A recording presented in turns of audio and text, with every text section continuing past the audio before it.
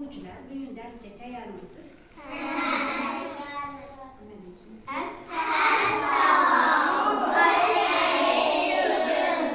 Vaalaykum assalom. Rahmat, o'tiringlar.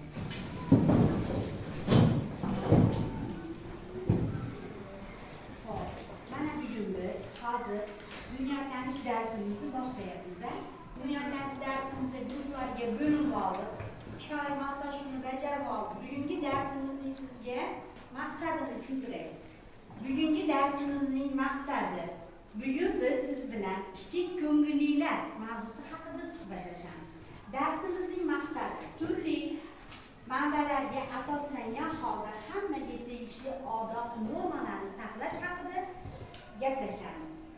Keyingi maqsadimiz huquq va javobgarchilik iboralarini bilish, o'z hayotida misollarni keltiramiz, suhbatlashamiz va topshiriqlarni bajaramiz. Yana jamiyat keyingi maqsadimiz jamiyatga xizmat qilish nima ekanligini bilib oladiganmiz. G'amxo'rlik nima? Bu g'amxo'rlikni qayerda hayotda ko'rganimiz haqida suhbatlashamiz. Hammaga birdek bo'lish odobi haqida suhbatlashar ekanmiz. Daftarimizga bugun 23-oktyabr kichik ko'ngillilar deb yozamiz. Darsimizda qatnashadigan kalit so'zlar haqida gaplashamiz.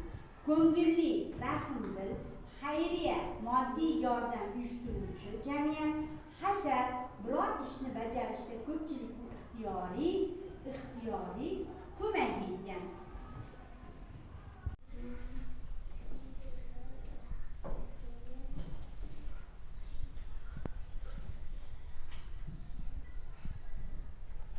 bo'yani o'quvchi o'qib turadi, hozir oqlangan haqida gapirar ekan, to'g'ri yozimmi deb o'qib o'tiradi, mana shu o'quvchi yaxshi yozdi.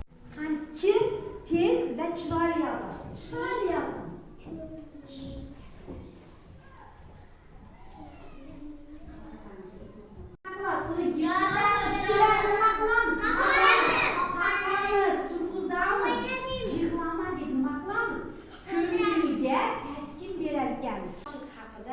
Tushuncha beraman sizga. Demak, siz 3 ta rasm ko'rib turibsiz. Demak, birinchi to'p, ikkinchi to'p, uchinchi to'p. Birinchi to'p rasmdagi qaysi biri sizga afzal deb, ikkita rasmni bir-biriga solishtirib, afzal tomonini aytar ekansiz. Ikkinchi, nima uchun? Shu savolga javob berasiz.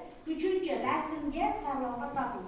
Har bir komanda o'ziga berilgan rasm bo'yicha sarlavha topadi. Demak, 3 ta savolga javob bergan o'quvchi 3 ball oladi.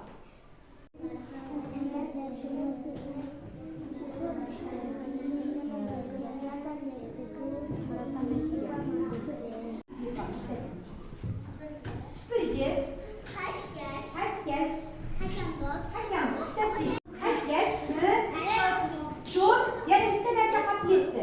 Yani bir tane kap olduğuna nima deydi ki? Fartuk, berekeli. Vintrek, orak, süpürge, kap, vintrek.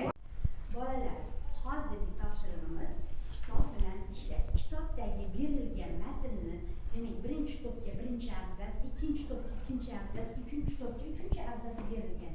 Shundan tayanch so'zni topasiz va tayanch so'zdan bitta gap tuzasiz. Demak, shuning uchun siz 2 ball olasiz.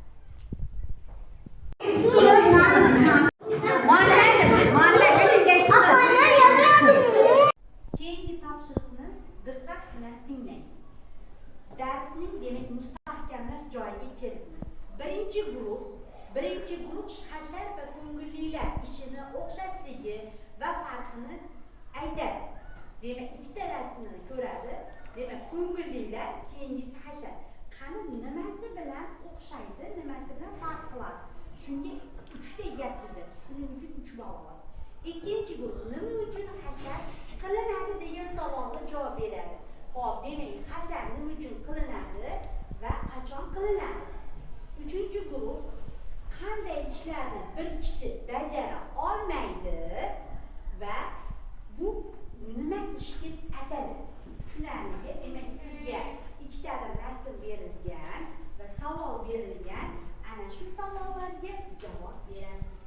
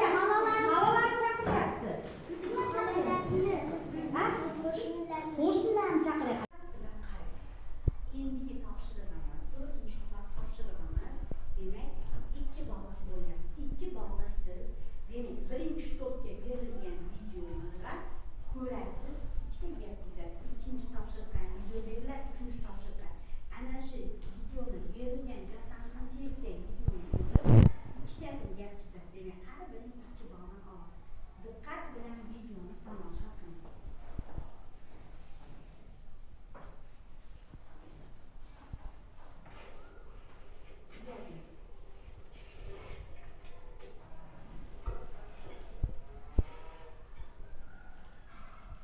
Yaxshilik bitta kichik ezgu ish bilan boshlanadi. Biz dunyoni yanada go'zal qila olamiz.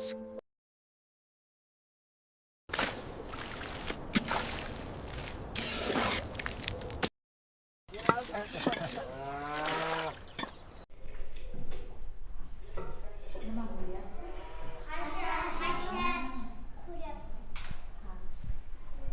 Endi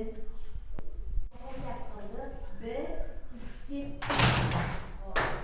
endi qani